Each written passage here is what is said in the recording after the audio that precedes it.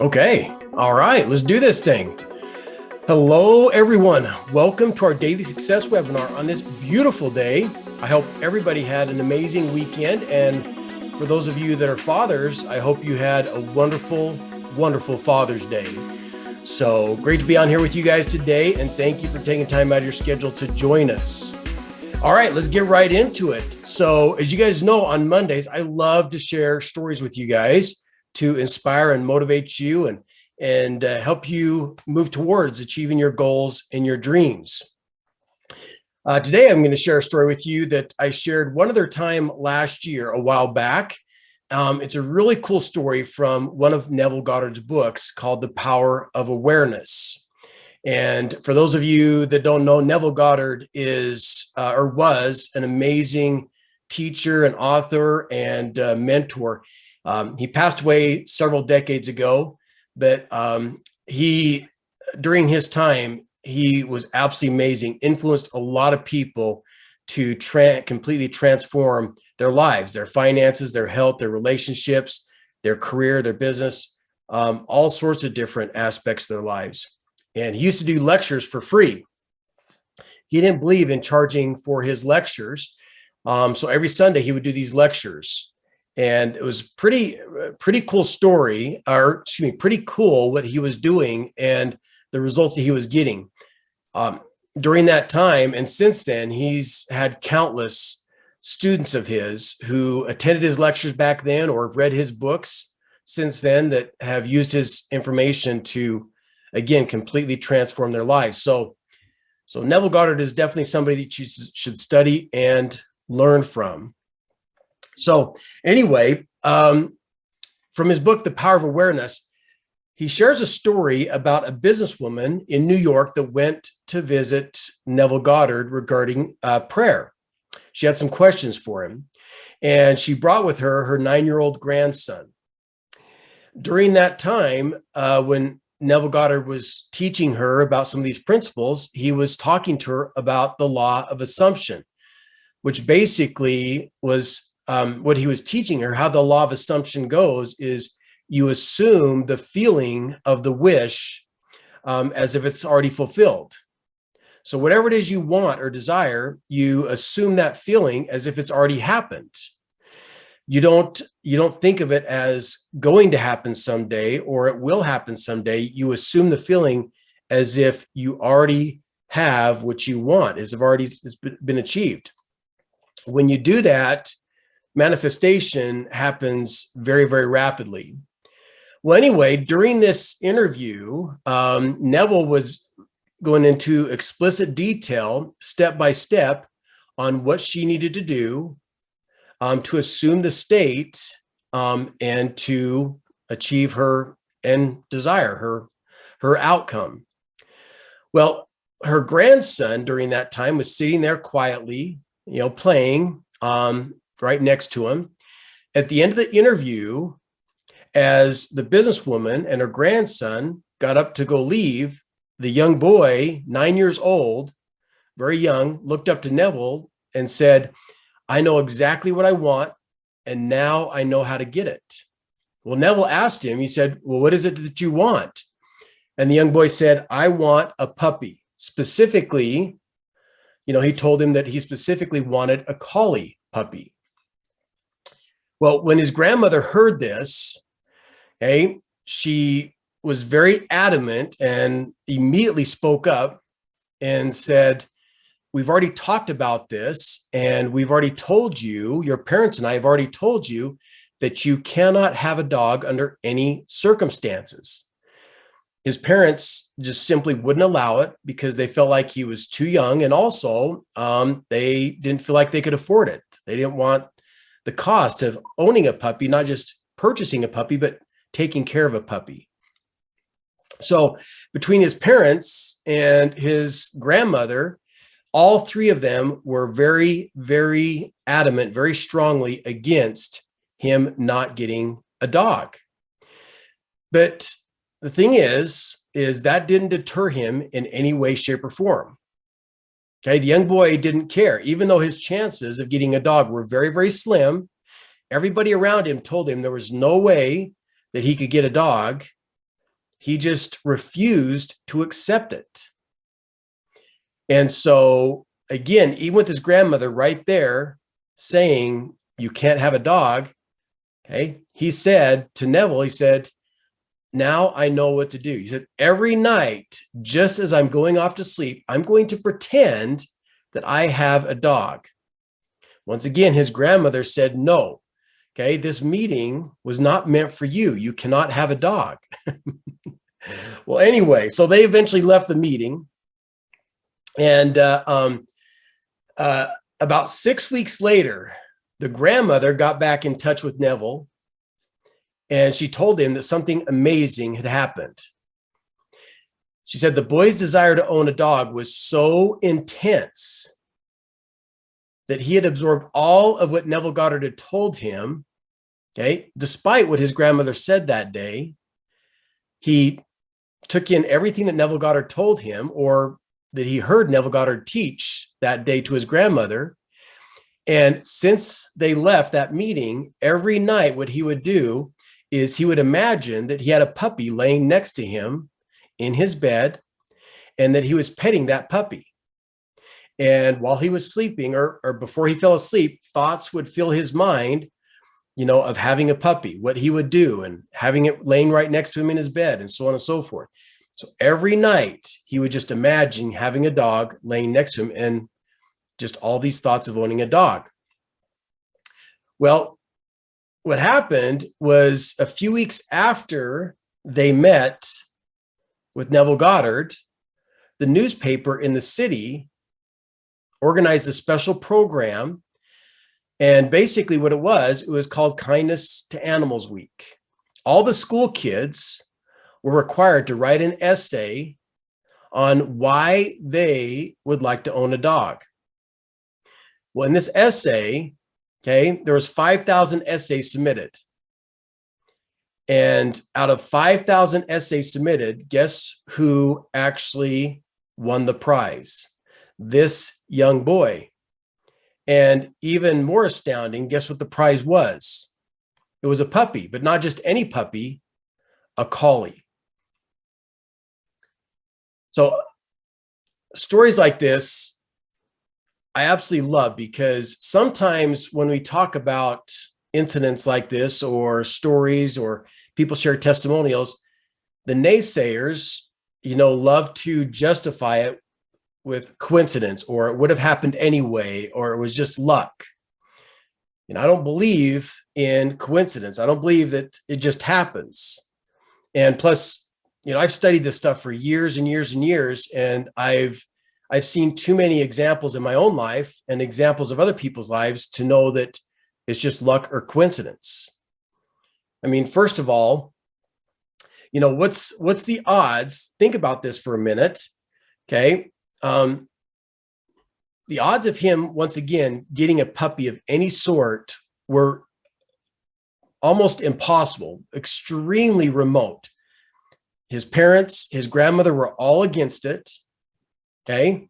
So him getting a dog was so unlikely. And here's what's interesting about it. The interesting thing is how he got the puppy. Think about that for a moment, because this is one thing that we talk about quite a bit on these webinars, is when it comes to achieving your goals and dreams, you have to forget about the how a lot of times. That's what trips people up, is they have these big, grand goals and dreams, and they get excited, but then shortly after that, that negativity creeps in. Okay, that inner demon, if you will, kind of creeps in and kind of talks us down and says, how in the world are you going to do that? That's impossible. It's just, there's no way. And so shortly after we set these goals and dreams, we immediately give up, because we just can't see how, because that inner critic, or that inner demon, if you will, talks us out of it. And the fact is you don't have to know the how.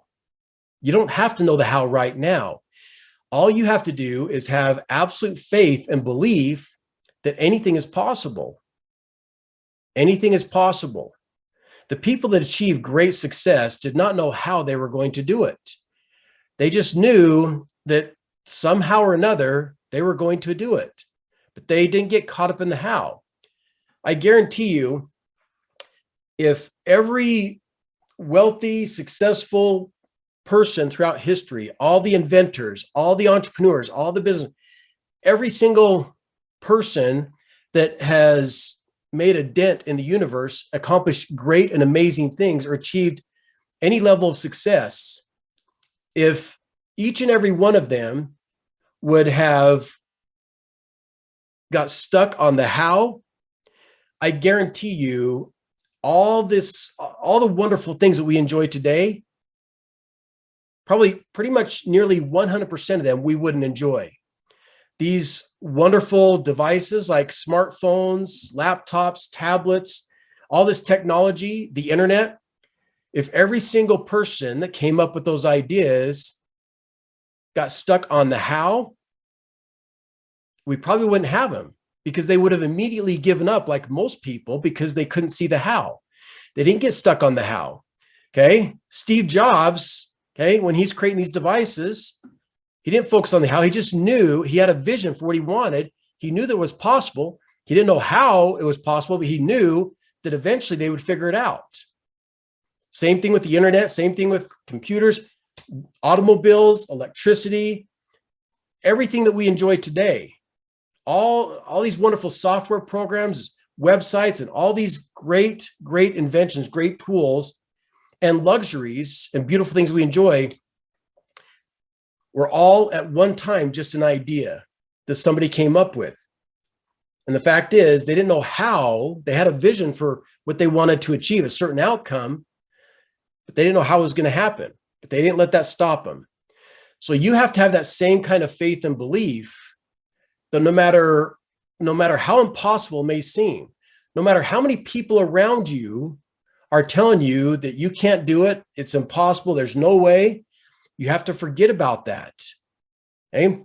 Just because they can't see how it's possible, that doesn't mean that that's a fact. That's their opinion. It's not a fact. Just because they think it's impossible, that does not mean it's a fact. Sometimes we get that confused. People express their opinions to us, their negative opinions, and really what it is just their opinion. But sometimes we take it as a fact. We take it as gospel truth or scripture, and we take it to heart. And it's really sad that a lot of people let negative people influence them and talk them out of their goals and dreams. Just because everybody around you or anything around you is saying that it's impossible, that is not true. It's not a fact. It's not gospel scripture. It's just opinions. And so this young man's a great example that even when everybody around him was saying, no, no, no, there's no way, you can't have a dog, he didn't let that discourage him. That's why we can learn a lot from kids. I know I've said this many times, but it's so true. I really believe that if adults, in a lot of ways, thought like little kids, had that same level of faith and belief and dream big and anything's possible and never give up and no fear mentality that little kids often have, it would be absolutely mind-blowing what adults would be able to achieve. We can learn a lot from kids. So he didn't let that discourage him, and he didn't worry about the how. And that's what's cool about this. See, because the other problem with focusing on the how is you could be the smartest person on the planet, no matter how brilliant you are, God in the universe has the best way for you to achieve what you want. Because logically, in this situation, somebody'd say, well, what if somebody gave him money as a gift or gave him a puppy as a gift? The thing is, even if the boy was given money, his parents, because that was one of their issues, was the cost. So even if somebody gave him money to get a dog, his parents probably wouldn't have bought a dog. Okay. Even if he was given the dog as a gift, Okay. They probably would have refused the gift or given it away. So logically, if you asked a person that says, well, what's the logical or best ways for this young man to get a dog? Those are a couple of examples of how most people would probably come up with, right? See, the brilliance of the absolute infinite brilliance of God in the universe, okay? When it comes to a situation like this, God knows the best way. See, because how this boy was able to get this is he won it out of 5,000 kids that submitted essays. He was the one. What's the likelihood of that? Think about that for a moment. That's another thing. What's the likelihood of him out of 5,000 getting that? That's not a coincidence. But the fact that he won it, that's the brilliance of how this came about. Any other method, there's a good chance that the parents wouldn't have bought him a dog or accepted it as a gift. But because of how he achieved it through this contest and won it and was able to do it through the power of his imagination, his parents had a change of heart and he was allowed to keep this dog. So that's another reason why we don't want to get too caught up in the how oftentimes. Now, granted, I'm not saying that that's the case with all situations. There are some things when it comes, some aspects of what we want to achieve, we really don't know how in the world it's going to happen. We leave that up to God. But there are some aspects we want to achieve where we may know the how, or we may be able to come up with how. So again, it works both ways. And once again, I truly believe in putting it out there to God and the universe. Don't worry about the how, but when those thoughts or impressions or ideas come to your mind on how to make it happen, that's exactly what it is God helping you with the how. So you have to be open, to receiving that kind of inspiration. But anyway, just love that story. Really, really cool. Not a coincidence. And how it came about was absolutely perfect. Any other way probably wouldn't have worked. And that's what's great about this. So again, this is a story from Neville Goddard's book, The Power of Awareness. And again, I guess the last thing about this story is, even though this is about a young boy, only 9 years old, and getting a puppy, I hope you understand that most importantly, this applies to every one of you, and it applies to anything you want to be, do, and have in life. This is obviously just an example. It doesn't matter if it's money or a home or a car or a perfect companion or a perfect body or whatever it is you want to achieve. Okay. This applies to anything and everything that you want to be, do, and have. If, again, you assume the feeling of the wish fulfilled, and then every night, ideally every morning and night, but at the very least, every night before going to bed, if you imagine having what you want and assume the feeling of already having it, think about it and just imagine it and drift off to sleep with those kind of thoughts. Again, your subconscious mind works on that while you're sleeping. So this applies to anything and everything. Again, you have to remember, anything is possible. Even if you can't see how it's possible, that doesn't mean it's not possible. All right. Okay, that's it for today. Let's check our comments here real quick, and then we're going to wrap up. Grace, hello. Good to see you on here. Thank you for your message. Oleg, hey, brother, good to see you on here.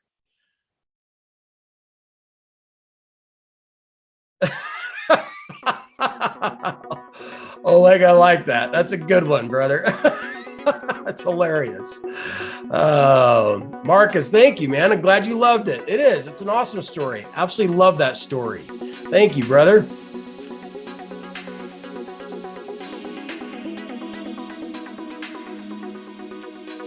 I understand, Josh. Yep. I get it.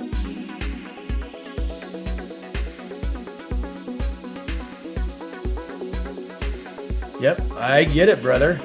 Great comment. Thank you, Josh. Man, appreciate your message. All right, well, thank you for all your messages, and thank you all for being on here today. Like I always say, if you do the things today that most people won't, tomorrow you will have the life that most people can't. Go out there, make it your best day ever, and we'll see you right back here, same time tomorrow. God bless, and we'll see you then. Thanks, everybody.